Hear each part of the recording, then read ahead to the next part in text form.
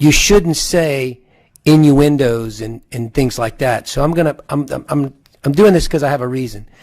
Last week, somebody came to the table who actually was the reason why the bill that I passed came out of the Senate came about. And all I heard, and I didn't get a chance to ask any questions, and I was going to, but we had to leave. But there were nothing but statements like, these people are crooks, and these people are this, and they're bad, and they're this. But there wasn't one fact that was stated. And so I'm going to ask you a question. Okay, well, and I want to respond to that. But no, I don't want you to respond to it. That's a statement I'm making. I'm going to ask you a question now. Okay. You said earlier, these people were shook down. These licensees were shook down. Yes. Okay, tell me the factual licenses that were shook down. I want to know which ones were shook down. Well, because they would have had to been convicted.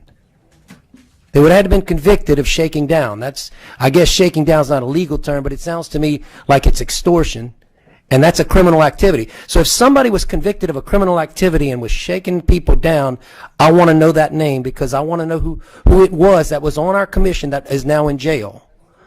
Because shaking down people is illegal. To say someone's shaking someone down and they're not being convicted is basically a disparaging remark against that person. And it's calling them out for something that they aren't convicted of. You just said you believe in innocence until proven guilty. Actually, you didn't ask me that question. Do you believe in innocence until proven guilty? I do. That's what this bill's all about. Okay. That's what this bill's all about. So, yet you're okay. Hold on, I'm not finished. I'll let you know when it's time for you to answer. Okay. You are okay with innocent until proven guilty, except for when you can call people out for guilty at the table that aren't really guilty. As much as you want. Thank you so much. Thank you. May I respond, Mr. Chairman? You can respond as much as you want within reason. Go ahead. I mean, I'm serious. Number one. We're going to move this along. You're saying that the person that came here last week didn't give facts. That person has given the facts over and over again in legal proceedings and in proceedings before this body. I will agree with you that he was nervous last week, and if I would have had time to prepare him, I would have said, don't use general conclusory allegations, state facts. But it's Dr. Haygood is who you're talking about.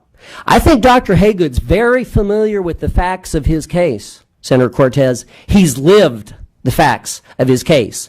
Dr. Haygood was taken out, he believes, by a competitor who was on the board. Dr. Haygood had a very good dental practice. One of his patients is on this Senate committee who commends his abilities as a dentist. Dr. Haygood has spent hundreds of thousands of dollars in legal fees fighting what he believes is corruption. He said that Dr. Smith sent a letter to Senator Martini that was filled with lies. In December, Board President Jerome Smith wrote this committee a letter dismissing all charges against me. However, in an attempt to justify the board's actions against me, he slandered me. This letter right here is full of lies and falsehoods that clearly aren't reflected by the record.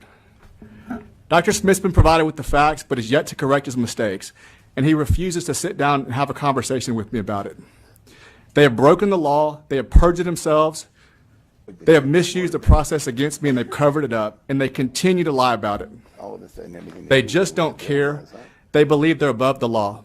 I think everybody in the committee received a copy of that letter, and I was going to ask him specifically what in that letter was lies. That's my point. That was what I was trying to get to, but I didn't get a chance. And I don't think that's his fault, and it's not my fault. But I didn't see any lies in there, and that was what I wanted him to be pointed out to me. Well, because you didn't. I think that when he said Dr. Smith wrote in his letter a bunch of lies, Dr. Smith's from my district, okay, and I know him very well, and I wanted to go back and look at the letter and say what in here is a lie, and with all due respect, he didn't get a chance to expound on it, and I didn't get a chance to ask him that question. So the clock ran out. I would like to visit with him on it, and I would love.